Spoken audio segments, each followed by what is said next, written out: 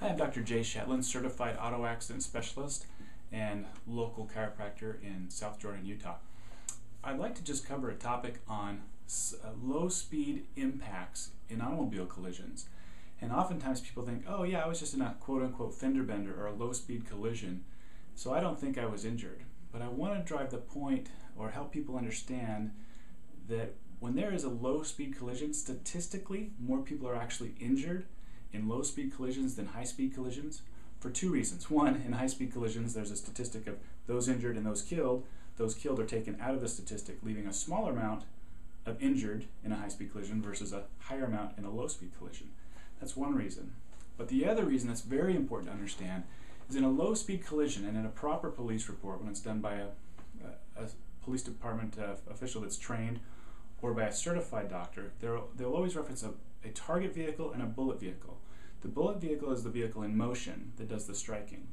Now if it's a low speed collision, in other words less than 10 miles an hour, and there's no crumple zone engagement in the vehicle, where do all the forces of that 2,000 to 3,000 pound vehicle in motion go?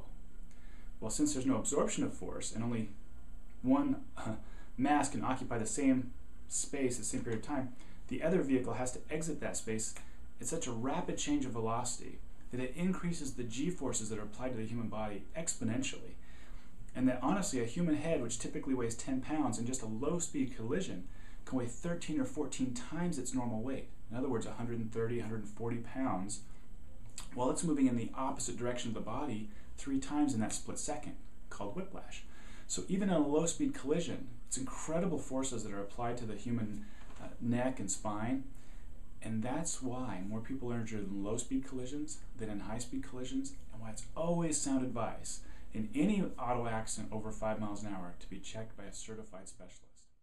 Emergency room doctors are fantastic, amazing doctors, but they have big things to deal with. Do I admit this patient, or are they in good enough shape I can let them go and get on to the next crisis that I have to manage?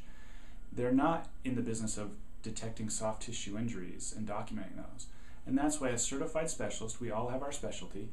If I were going to go have brain surgery, I don't go to just a general practitioner that can do surgery. I go to a brain surgeon. And when we have a motor vehicle collision or soft tissue injuries, we don't just go to the emergency room or our general practitioner. It's important that we seek out a certified auto accident specialist so that we can have our case properly documented, properly diagnosed, and most importantly, properly rehabbed to full health capacity or pre-injury status, rather than just till the symptoms are gone and scar tissue is building up, leaving us in big problems later on. So if you'd like to find more information on this, you're welcome to visit www.shetlin.com, or feel free to visit my website and call me anytime for questions regarding auto accidents.